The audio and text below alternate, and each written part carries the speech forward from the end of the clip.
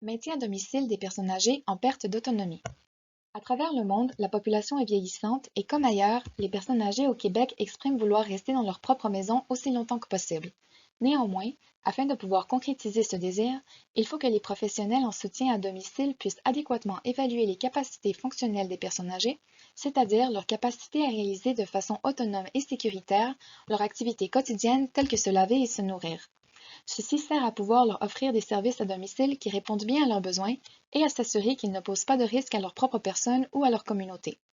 Un des défis rencontrés est que les capacités fonctionnelles peuvent décliner dans le temps et parfois de manière subtile. Par exemple, cela pourra prendre plusieurs semaines avant de voir la diminution du poids d'une personne qui se nourrit de moins en moins. Or, logistiquement, il est impossible qu'un professionnel puisse continuellement évaluer les capacités changeantes d'une personne âgée vivant un déclin. Dans le projet, nous utilisons un système de télésurveillance pour venir soutenir ces cliniciens travaillant au domicile des aînés. Ce système a pour but de leur permettre de suivre l'évolution de l'état de leurs usagers afin de leur donner le bon service au bon moment et ainsi pouvoir prolonger leur maintien à domicile. Pour ce faire, nous utilisons des capteurs de mouvement, de contact, de consommation électrique et d'humidité. Tous ces capteurs sont sans fil et ne captent ni d'image ni de son. Prenons l'exemple de cet appartement. Nous pouvons y placer des capteurs de mouvement dans chaque pièce, des capteurs de contact aux portes ainsi qu'aux armoires et aux tiroirs, des capteurs électriques sur le four, la cafetière et la télévision, puis des capteurs d'eau au robinet et au bain. Grâce à l'ensemble des capteurs, nous pouvons enregistrer de l'information sur les périodes d'inactivité, les périodes de repos, les activités liées à l'hygiène, les activités liées à la préparation de repas, ainsi que les sorties et les visites. Après l'installation des capteurs, les données analysées deviennent accessibles aux cliniciens via une plateforme web sécurisée. Ces données sont analysées de manière à pouvoir dresser un portrait de la routine de l'usager durant une période déterminée.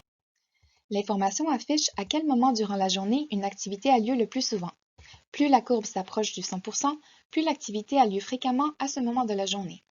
Prenons l'exemple des activités liées au repos. Ici, nous pouvons déceler que le client commence à se reposer vers 21 heures, puis se lève vers 6 heures quotidiennement. Après plusieurs semaines de télésurveillance, il devient possible de visualiser comment la routine de l'usager change au travers du temps. Prenons encore l'exemple du repos. Ici, nous pouvons remarquer qu'il y a eu une augmentation graduelle du nombre d'heures moyennes à se reposer, suivie d'une diminution durant cette période. Ainsi, cette technologie de télésurveillance permet à l'intervenant de suivre les habitudes de vie des usagers et, selon le cas, à contacter l'usager par téléphone ou à faire un suivi plus rapidement afin de s'assurer de son état, de comprendre pourquoi il y a eu ces changements, puis d'ajuster son intervention actuelle si nécessaire, afin d'offrir les bons services au bon moment et retarder l'institutionnalisation.